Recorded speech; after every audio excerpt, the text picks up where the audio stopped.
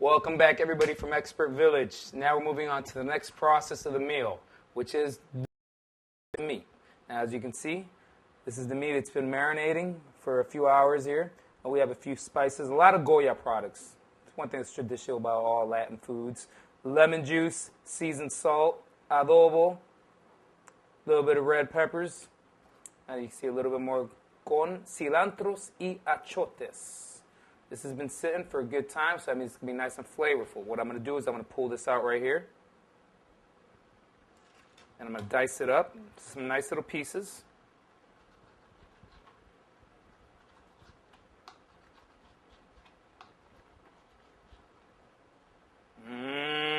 Fun meat. Fun, fun, fun.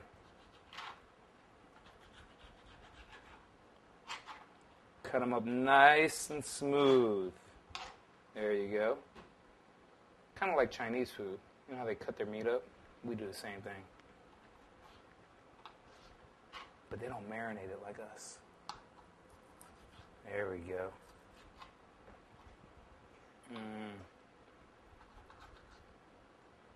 And the meat is being chopped. Yeah, if you get some little pieces of fat there, you can just go ahead and toss them to the side. But you know what? They sometimes make it even better, but it's not too healthy. So I like to pull them out.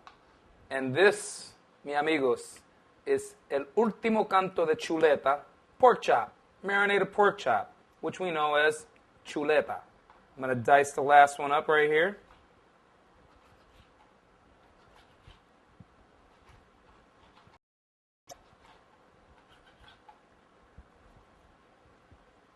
Awesome. And now, my friends, we are ready to cook this meat up.